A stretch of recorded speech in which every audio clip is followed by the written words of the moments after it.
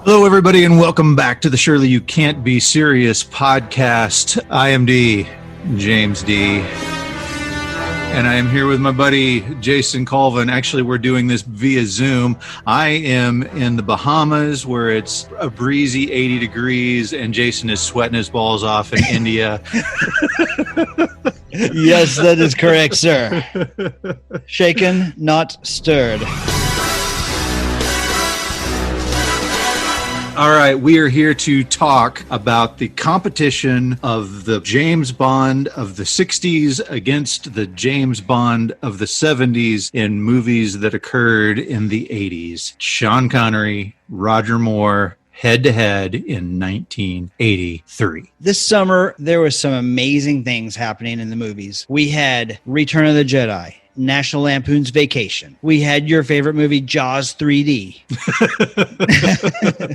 We had Trading Places. I saw Boobies for the first time. It was a wonderful, wonderful year. But yes, I'm happy to be back in 1983 again. This was an incredible thing to hear that two Bond movies were going to be in theaters, not at the same time, but relatively close, like, 4 months apart. I can remember being a kid going, what are you talking about? I can see Bond in June and Bond in October. Right. That's fantastic. Absolutely. Sign me up. I actually have a memory of walking by the old movie theater in Central Mall, Fort Smith, Arkansas, seeing the poster for Never Say Never Again and saying to my dad, why is this movie called Never Say Never Again? And my dad telling me, well, I'm pretty sure that Sean Connery said he would never play James Bond again. And now he is. And so that's probably why the movie's named this. And I was like, there's another guy who plays James Bond? Yeah. Right. So do you remember your first Bond experience? No, that's that memory right there is the first vivid. I can say, yes, that happened. But James Bond was just kind of a part of childhood. I mean, my dad loved the movies and they would come on TV all of the time. Yeah. And so I just saw them, they were just all out there and I just saw them. Bond was just out there and he was cool. And I would see the movies as they came on. Yeah. What about you? Well, yeah. So I remember very vividly in 1981, my friend, he's like, now we got to go see For Your Eyes Only. And I'm like, what is For Your Eyes Only? He's like, it's the new James Bond movie. And I'm like, who is James Bond? I don't know who James Bond is. Right. Oh, wow. So, yeah, okay. And he's like, you're going to love James Bond. We got to go see it. And so we went and saw For Your Eyes Only, and I was an instant James Bond fan. So For Your Eyes Only for me is not only the best Roger Moore movie, but it's kind of my home movie. You know what I mean? So that's the one I go back to is For Your Eyes Only. So when Octopussy comes out 2 years later, in that 2-year period, ABC used to have the Sunday night movie. They would show like The Spy Who Loved Me and Moonraker and Diamonds Are Forever. And I would just slowly acquire these movies. And so by the time Octopussy shows up, I am ready for a new James Bond movie. That's awesome. As time goes on, you get the introduction of Timothy Dalton, you get the introduction of Pierce Brosnan. I can still remember having conversations with my friends when we knew that Roger Moore wasn't going to be the James Bond anymore of, hey, it needs to be that guy from Remington Steele. He is the perfect guy for James Bond. Yeah. And then it wasn't him and everybody was outraged. And I think I was like, I'm not going to go watch those movies. I'm upset that they didn't make Remington Steele James Bond. That's just wrong. And then by the time that Pierce Brosnan becomes James Bond, I was just like, he is the best James Bond who had the worst scripts to work with. There were some bad computer graphics going on in those movies. The scripts weren't super good, but he was a really great James Bond without much to work with. That is true. However, he started off with a really good one. Mm-hmm. GoldenEye, in my opinion, is a good Bond movie. And so he had all that good credit in the bank, and the next bunch of them were terrible. They were really bad. And GoldenEye, that was the introduction of James Bond into the video game world too, which, GoldenEye was fantastic. I watched the movie, but I loved the video game. It was awesome. That is very true. Maybe my favorite home video game of all time. My friend's like, hey, I got to show you this cool video game. I'm like, listen, dude, I got a job and I got a wife. I don't have time for video games anymore. I played for like 30 seconds. And I'm like, I'm buying this tomorrow. How old are you, dude? I am I am old, but I am not as old as Sean Connery or Roger Moore in either of these two movies. For the record, let's go ahead and get that out there because that's an important factor when we discuss these two movies. Yeah. Sean Connery was 52 when he did Never Say Never Again. He had taken 12 years off. Yep. Diamonds Are Forever was in 1971. He was 40, but he looked like he was about 52.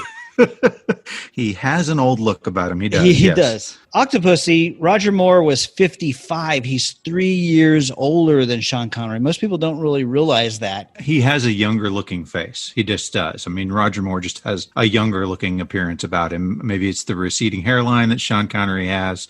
Maybe it's the wrinkles. I can't really. Maybe Roger Moore has a good plastic surgeon. I'm not real sure, but Roger Moore always seemed to be younger, even though he was actually about 3 years older than you. Okay, so today we ultimately going to compare Never Say Never Again from 1983 to Octopussy 1983. Connery versus Moore, Battle of the Bonds, and it's going to be great. But really, the interesting stories here are kind of the behind-the-scenes stuff. So if you say to yourself, both of those movies sucked, hang on, because there is some interesting stuff going on behind the scenes of these movies. Absolutely. There are much better James Bond movies out there than Never Say Never Again and Octopussy, but we chose these two because it was the summer of Bond versus Bond. That's right. And the story there is an impressive one. You want to jump into the history a little bit? I'm ready to get into it. Let's go.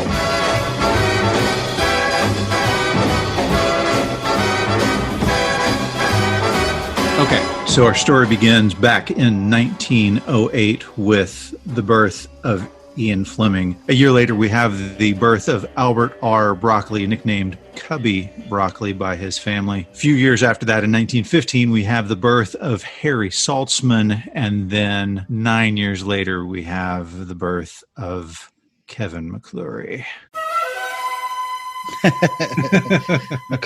Kevin McClory. Obviously, the most important figure in this is Ian Fleming. He was born to a wealthy family, grew up in wealth, and then, of course, a few years after his birth, World War I begins, and tragically, his father dies in World War I.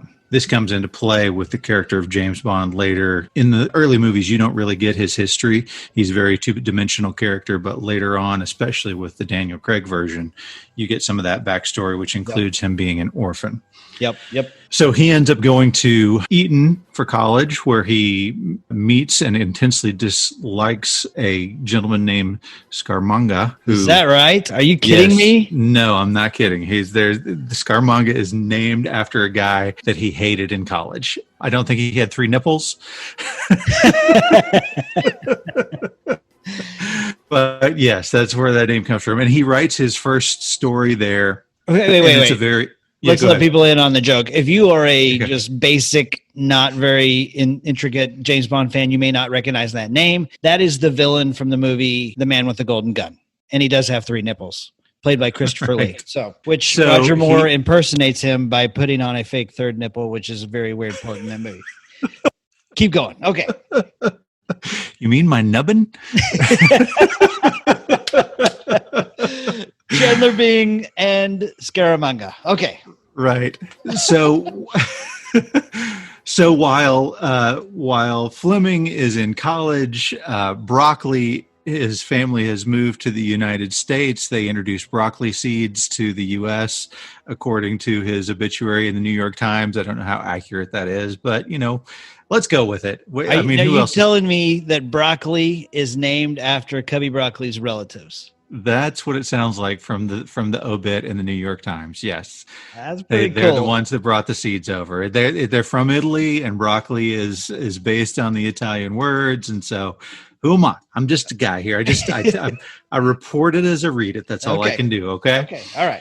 And then Saltzman is running away from his home and joining the circus. I'm not kidding. Literally joining the circus. Okay, all right. This is an interesting bunch of characters, and then I guess McClory is learning to scuba dive. I'm not sure what he's doing at this time. Right. So Ian Fleming, he goes to college and then does some journalism work, and then World War II starts to happen, and he becomes, at the behest of his mother, he becomes an assistant to a gentleman named Admiral Godfrey, who is in charge of all of like the secret operations of the UK during World War II.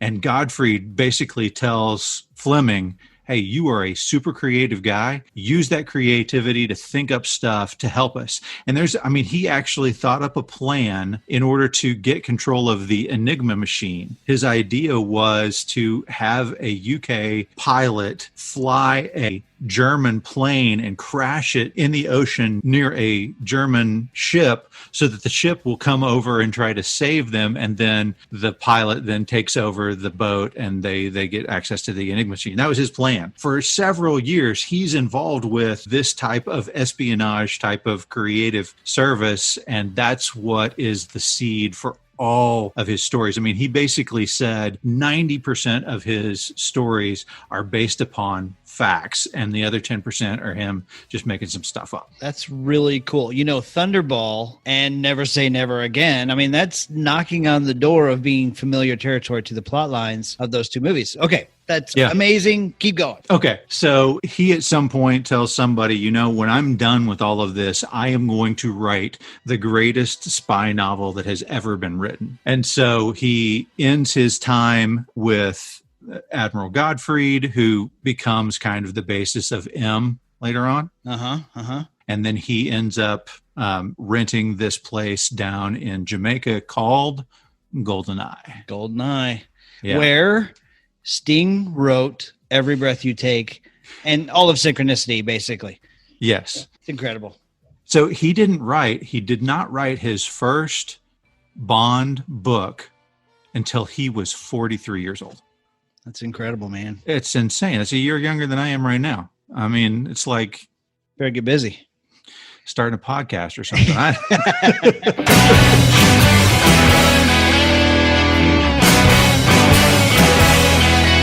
So during this time that he's doing all of this cool stuff, Broccoli starts working for Howard Hughes after he takes over the movie The Outlaw. You know The Outlaw? If you don't know the movie, you know the picture of Jane Russell profile with her amazing torpedo movies going on there. I am familiar. Keep going. He becomes a part of that movie with Howard Hughes when Howard Hughes takes over for Howard Hawks when he got fired. This will come into play later on. And so Saltzman has been in the circus and he's in vaudeville. And so he at some point becomes interested in James Bond, likes the character, and he buys the rights to the character of James Bond. Yes. Broccoli wants to buy the rights to the character of James Bond, but then finds out that Saltzman already has them. He, through a mutual friend, meets up with him, and they decide, instead of, Broccoli says, I want to buy the rights from you. Saltzman says, no, but I will form a company with you.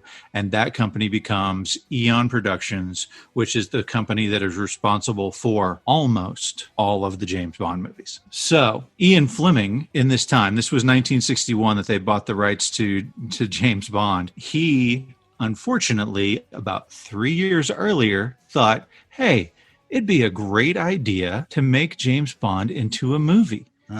And he thought that because he had recently met a guy named Kevin McClory. And Kevin McClory was this guy who was an avid scuba diver, an adventurer. So McClory had become involved in movies. He had been an assistant to John Huston and had worked on The African Queen and Moulin Rouge, and ended up being an assistant director on Moby Dick, which starred James Mason, who we will learn later was one of the original people considered to be James Bond in the first James Bond movies. Oh, all right. Cool. Right. So this guy, he hooked up with Elizabeth Taylor. I mean, this is no, con man. This is a guy who's in the industry and romancing the starlets. Okay, now wait a minute.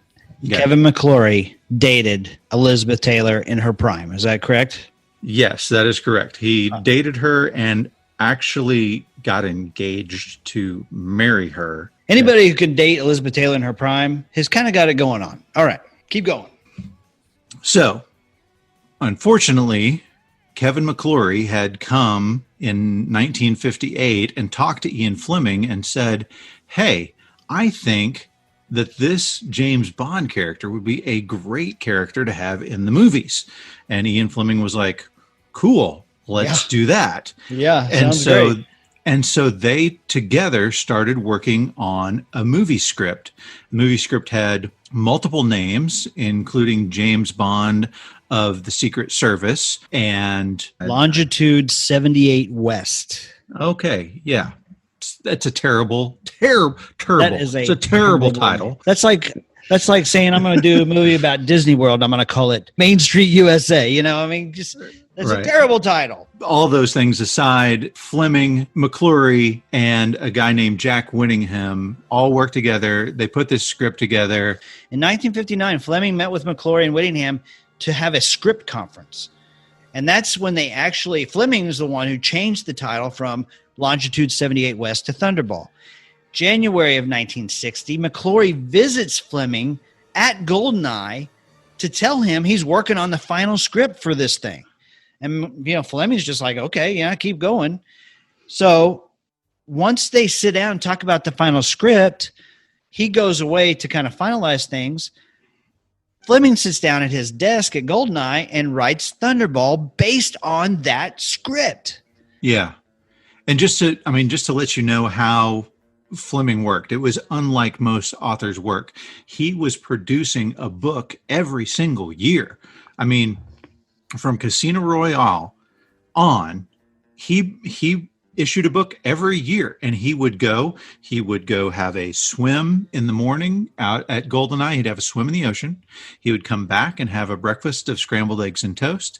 He would sit down at his old typewriter and he would crank out the pages. I mean, just type nonstop, didn't review it, didn't look at it. I mean, there was no meticulousness about this. He was just right. And so I'm sure that at the point that they're at this stage where he's got this outline in his head, there's no question that he should have known better than to write a book based upon what they have already talked about and not give any credit to anybody. It's really not smart on Ian Fleming's part. And I hate to say that because he's the author of a lot of these stories that I love so much, but man, he just wasn't very bright on how he decided to go about. Well, I mean, his lifestyle, I think, was very similar to James Bond. And I think he had this kind of bulletproof attitude about him that he could probably do whatever he wanted to do and get away with it just because of the life that he had led. And unfortunately, he was wrong in this particular circumstance. Yeah. So Kevin McClory gets a hold of an early copy of this novel called Thunderball. And when he reads it, he's like, what the crap? This guy has stolen my ideas. And when they had got together, of course, there's lots of drinking, lots of talking, lots of discussion, and it becomes hard to sort out who thought about what. And so McClory sued to keep the book off the shelves. Just to let you know, I mean, we don't want to paint McClory. I've given him kind of the evil introduction a couple times, but he's not necessarily the bad guy in this particular scenario. Like Ian Fleming got together with Jack Winningham and said, "Hey, how about we just kind of kick this guy out?" Yeah. I mean, his motivation was to get this guy out of the picture, and Whittingham didn't fall into that plan. And ultimately, when Thunderball came out, McClory said, "Hey, have you seen this?" And Jack Whittingham's like, "Yeah." And so they both sued him. It was at the High Court in London, as you said. That happened on November 20th, 1963. And the case was settled in 9 days. Right. I don't know what it was like back in 1963, but a case getting settled 9 days after it got filed is amazing. That's pretty open and shut, right? Yeah. So, and I mean, just to let you know who was probably the culpable party here, Fleming paid McClory damages of £35,000. He also paid his court costs, which was £52,000, and McClory got the future versions of the novel credited as based on a screen treatment by Kevin McClory, Jack Whittingham, and Ian Fleming in that order. Like, I mean, that's freaking huge. But what we also need to know, and this is important, some people make decisions under certain types of stress. In the middle of that 9 days, Ian Fleming had a freaking heart attack. Among the things, like you said, that McClory won, he also had the right to make Thunderball as a movie. Yeah, he won the screenplay treatments, and that was something. Here's an interesting thing now. So, but this is 1963. So they worked together in 1958. The first Bond movie comes out in 1962. Yes, Dr. No. Dr. No comes out in 1962. This is 1963, year later. So they all know Dr. No is a big hit. Cubby Broccoli is involved with the movie at this point. Harry Saltzman is involved with the movie at this point. And so they say to him, yes, you can have the screenplay rights to this particular storyline, and then you are allowed to reproduce it 10 years from now. So here are the two possibilities that I see as a legal analysis on this one. For them to give up not only, hey, we're going to give you the screenplay now, but we're going to let you reproduce it every 10 years. There's only two possibilities. Either they thought the story is going to be over in 10 years and nobody's going to care. Right. Or they thought, we're going to be so financially successful in 10 years after making all of the Bond stories and movies that we've got, that we're going to be rich enough to stop him from doing this, or some sort of remake of the Thunderball. And ultimately, that's kind of what ends up happening. Yeah, it's very, very interesting. It's very interesting. It seems to me that they are trying to give McClory everything they can to kind of make him go away, pacify him with film rights, remake rights. And I was telling you that McClory gets all this credit for Thunderball, but there's some question about whether or not he gets credit for Spectre, which Spectre, Spectre's huge. I mean, James Bond's main bad guy is Spectre. The key bad guy. I mean, the through the series, you get a movie in the 21st century named Spectre. I mean, and you look at all of the spoofs, any of those things, it's always got Spectre involved, right? I mean, absolutely. If you look at Austin Powers and Number 2 and Dr. Evil, that is all Spectre, right? Right. It's all, and then, the chairs that are all lined up. I mean, so you watch Thunderball and you see Number 2 walk in with his eye patch and they all go to the chairs and the guy who's hidden behind the screens petting his little cat, his white cat. That's all from Thunderball. It's all from Thunderball. So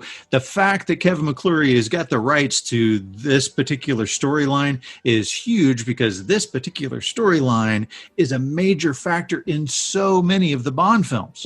And specifically, Spectre was the bad guy in Dr. No, the bad guy in From Russia with Love. It's mentioned in Goldfinger.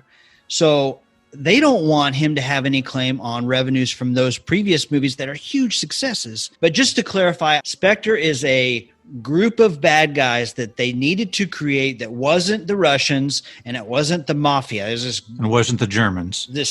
And it wasn't the Germans, right? This nefarious group of bad guys. And Spectre stands for Special Executive for Terrorism, Revenge, Extortion. Yeah, and the introduction of Spectre in Thunderball is fantastic, because it's just this meeting of evil characters who are like, it's like a business meeting of criminals. It's fantastic. And then one of the guy, there's two guys who are responsible for some sort of, I think it was like a drug deal or something like that. Oh yeah. And the head man of Spectre says, yes, but basically you've been cooking the books. And one of the guys is like, what? No. And the other guy's like, everything's cool. We're cool. And that cool guy's just zapped. dumped and he's gone. Yes, and he goes under and he's like, I'm very badly burned. But oh no, I'm sorry, that's Austin Powers. No. I get him confused a little bit. Smells of almonds. This is bad, I think. But the bad guy, before we get off this, so Spectre is a very important piece in this.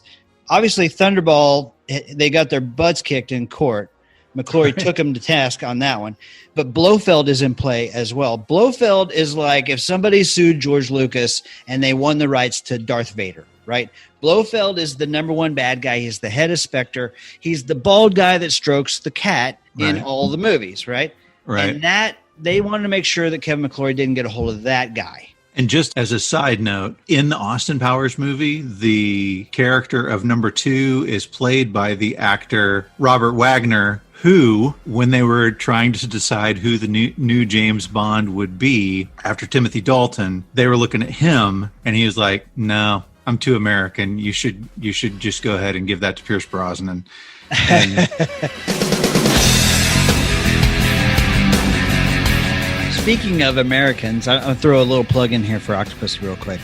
yeah, So obviously when Never Say Never Again is remade, which Never Say Never Again, for those who don't know, is a remake of Thunderball based on Kevin McClory's ability to remake that movie every 10 years. So he did that with Never Say Never Again. right. Connery comes back, takes the role at age 52. Roger Moore is 3 years older than him, so when he is in Octopussy, he's 55. Right. But so after For Your Eyes Only, Roger Moore said, I want to retire. Mm-hmm. I'm too old to do James Bond anymore. And so you can actually YouTube James Brolin does his screen test as an American James Bond. And I was telling you, he doesn't even play it with an English accent. He is doing it as Mr. Cool American. Think George Clooney, just cool and classy American. So Sean Connery is not the first actor to ever portray James Bond. And Dr. No is not, it was not the first novel. So why wasn't the first novel the first James Bond movie? Well, actually it was, right? The first time that James Bond is ever portrayed on the screen is on a TV show called Climax in an episode called Casino Royale. The actor that portrays him is Barry Nelson, who hasn't been in pretty much anything else that you probably would have heard of except The Shining. He is the guy who sends Jack Nicholson off to the hotel with his family. Oh, are you serious? Yeah. The hotel manager? Awesome. Yeah. Awesome.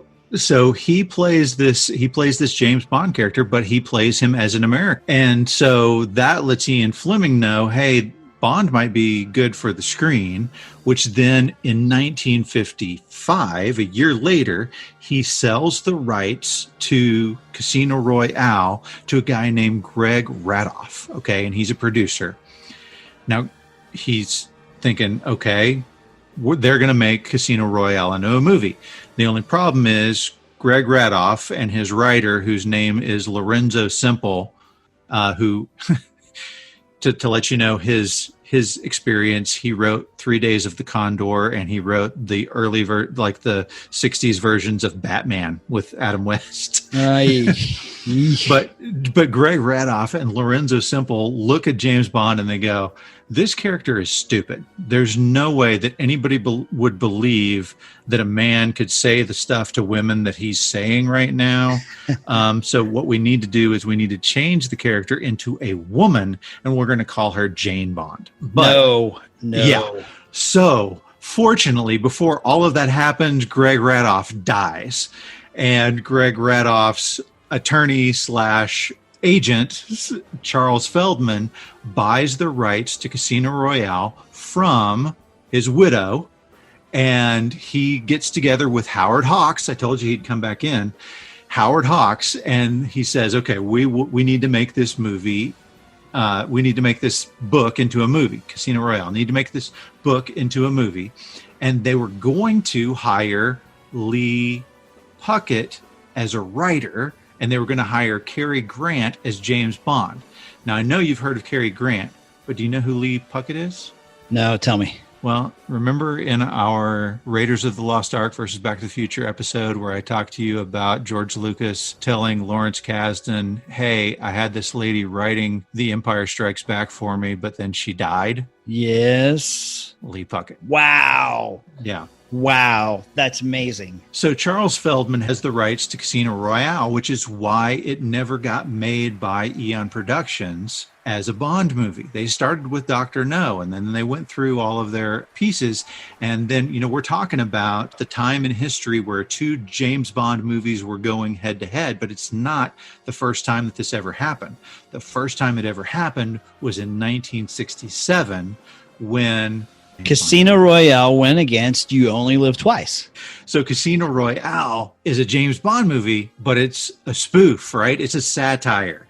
And it stars David Niven, who is, you would know, our age group would know him as the villain, if you call him that, in the Pink Panther. Right. But David Niven was one of the guys who was originally considered to be James Bond. David Niven, Cary Grant, James Mason, who I mentioned before, were the guys that they wanted to be James Bond before they ultimately settled on Sean Connery. But then 1967 happens. David Niven's like, yeah, let's go ahead and do this thing. And so they make this movie in Casino Royale that's got him and Peter Sellers and several other famous actors. And it's all this who's the real James Bond kind of storyline. And it's all supposed to be comedy, which was appropriate. But that's the first time that two Bonds went head to head in the same year. So back to Thunderball, when Cubby Broccoli and Harry Saltzman are making this movie and they see that Kevin McClory is going to be a royal pain in the butt, a fly in the ointment, a monkey in the wrench. I can't wait to do Die Hard. But yeah, they make him producer of the movie Thunderball, hoping again to pacify this guy so he will go away. Even though he's got in his back pocket, he can remake Thunderball every 10 years. So they put him in charge of filming underwater scenes. Right. He was the scuba diver. And that's why this movie is that underwater scenes are such a big factor in this movie, is because Kevin McClory was a big scuba diver. And he's like, hey, I really want, underwater scenes to be a big part of this. And so back in the 60s, those underwater scenes were amazing. I mean, nobody had done that stuff except in like the TV series Flipper. Yeah. But that's why Thunderball, when you look at it today, it is like watching a movie in slow motion because everything's underwater. Yeah. The fight scenes are very slow motion, so. Right. So it's interesting, that is a factor of looking, we're 80s kids. And so we're looking at what was going on in the 80s back and we're thinking, okay, Thunderball, little slow with why are we spending so much time in the underwater scenes?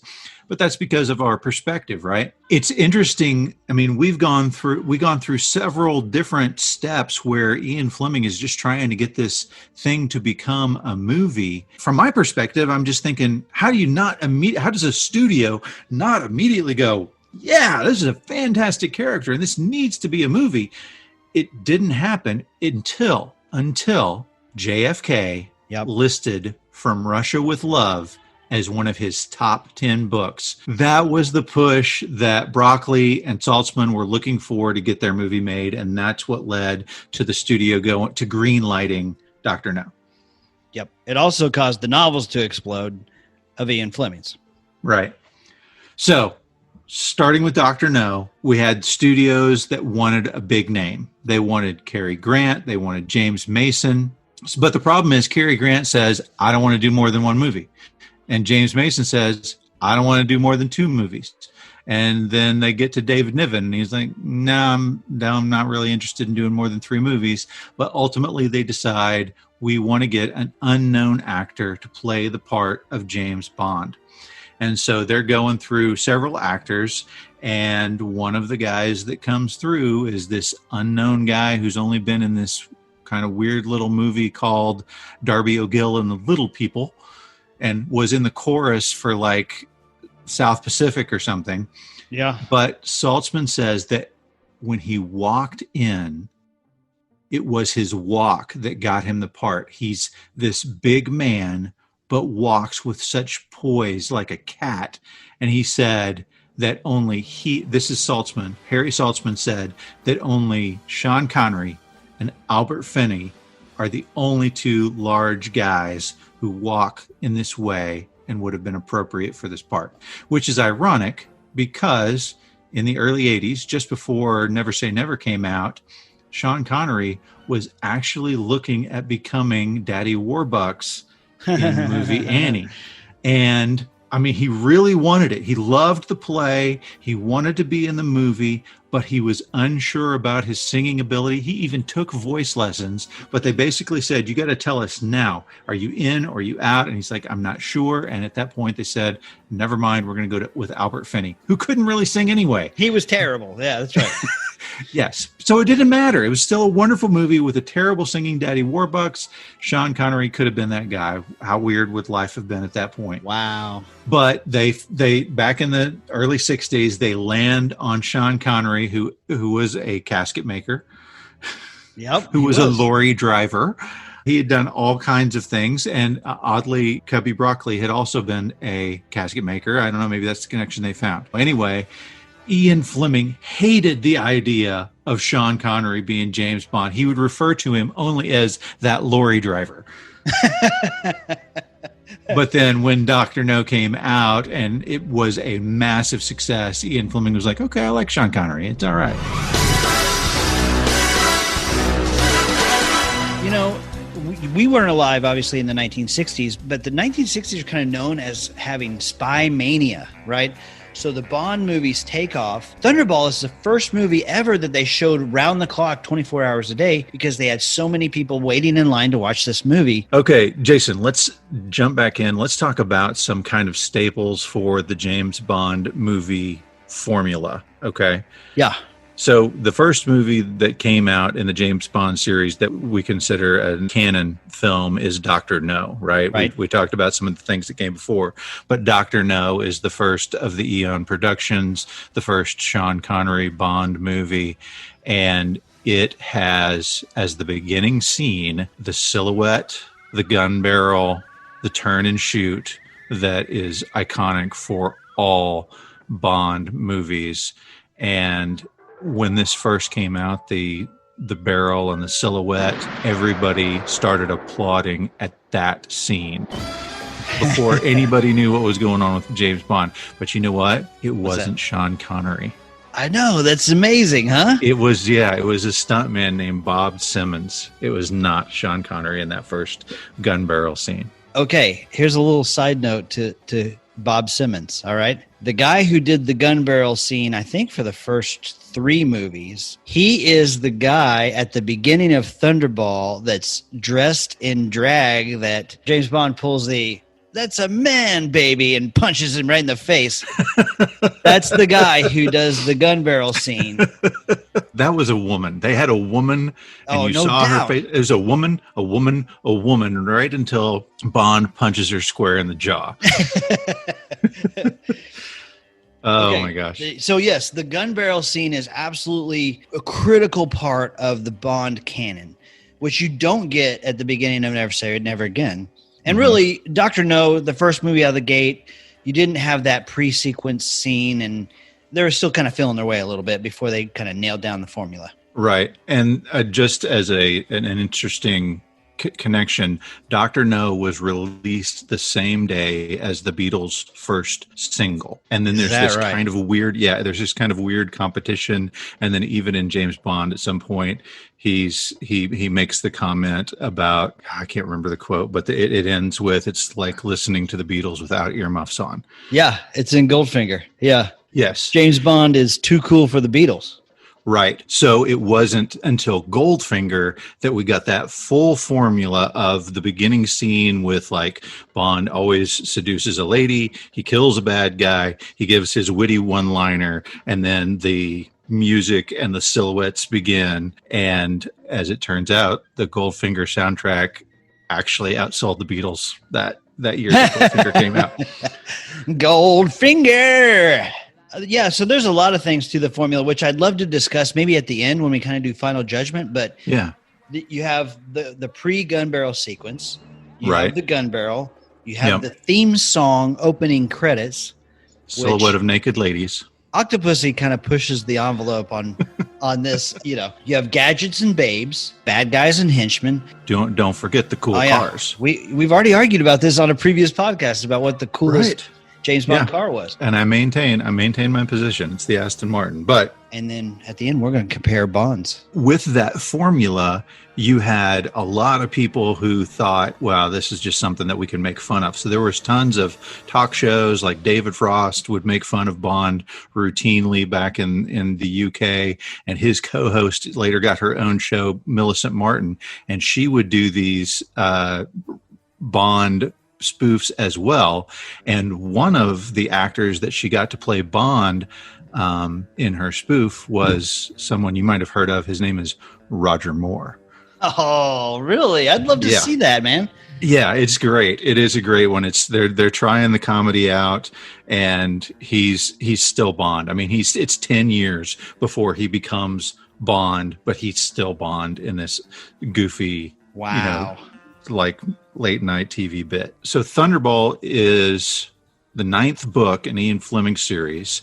It is the 8th full-length Bond novel, and it was first published in the UK by Jonathan Cape on March 27th, 1961. It was the novelization of that script that we talked about. After the lawsuit, McClory gained the literary and film rights for the screenplay, while Fleming was given the rights to the novel, although it had to be recognized as being, quote, based on a screen treatment by Kevin McClory, Jack Whittingham, and Ian Fleming in that order. Yeah, it's interesting. You and I talked off air. Cubby Broccoli and Harry Saltzman had to move up the production of Thunderball, or else Kevin McClory was going to do it without them. So the interesting thing to me as a Bond fan is Thunderball is the 4th movie made, but that wasn't the original slate. We were supposed to get On Her Majesty's Secret Service as number 4, which means that Sean Connery would have played, instead of George Lazenby, the Bond from that movie. Kind of interesting. Right. Yeah. This lawsuit is not an insignificant thing. I mean, Ian Fleming had a heart attack during this short lawsuit. He had a heart attack in the middle of it. And that's a big just deal. A little while after, just August of 1964, 9 months after the trial is over,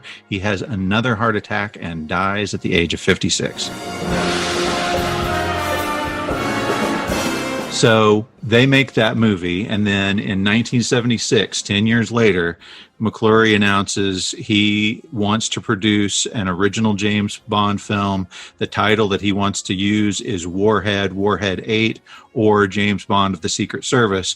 But the project gets hampered by the Fleming trustees and the Eon producers filing lawsuits. Right. And he gets slowed up. I mean, this is 1976, and we know Never Say Never Again doesn't come out for another 7 years. He was not able to get the title of James Bond of the Secret Service. They did stop him from doing that because it was too close to the title of Her Majesty's Secret Service. Now, here's the interesting thing to me. Obviously, with Never Say Never Again, you get Sean Connery back in the role. But before he sort of had him there, he needed a Bond. So he was going after Richard Burton, and he went after George Lazenby. That would have been interesting to see George Lazenby back in that role after 1969's Her Majesty's Secret Service, with Orson Welles as Blofeld. Right. Eon Productions was looking at other actors to play in Octopussy. And then when Sean Connery finally says, okay, I'll do it again, Eon Productions says, there's no way we can come out with James Brolin. And so at that point, Roger Moore, he had fulfilled his contract and was on a movie-by-movie basis, and he was ready to be done. But they convinced him to come back and do Octopussy. Yeah, you can't take on Sean Connery in some rogue James Bond movie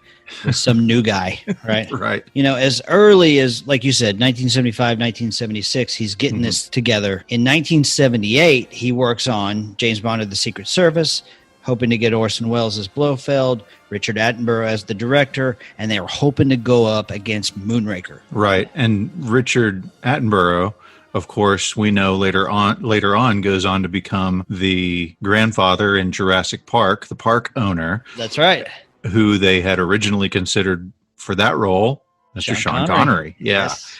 And then James Brolin, of course, is the key actor in the movie Westworld, which was written and directed by Michael Crichton. He also plays PW in Pee-wee's Big Adventure.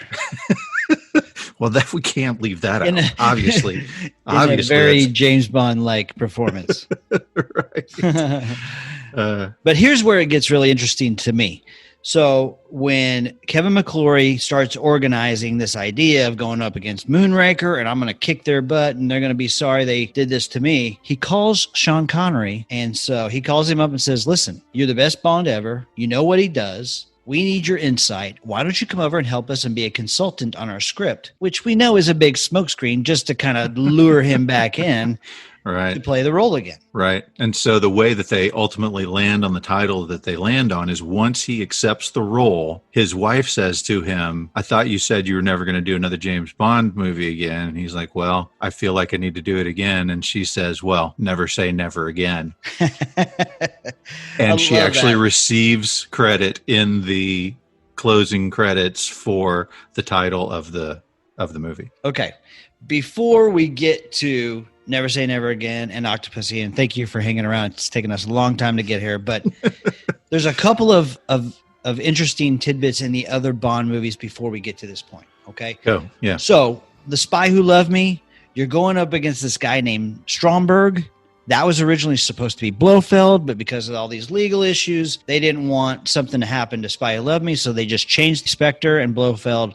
They took that out, so that's why Stromberg acts exactly like Blofeld. And at the beginning of For Your Eyes Only, there is a scene where Bond is visiting his dead wife's grave, who was killed on Her Majesty's Secret Service. He gets in a helicopter, and his helicopter is taken over by a guy in a wheelchair with a bald head and, stroking the cat. You don't ever see his face, and he never names himself, and it's clearly supposed to be Blofeld. He's taking control of the helicopter, and he's going to kill Bond. So Bond escapes, takes back control of the helicopter, picks this guy up, and he takes him and he dumps him down this humongous chimney. And it's basically like, we're killing Blofeld. Double birds to you, Kevin McClory.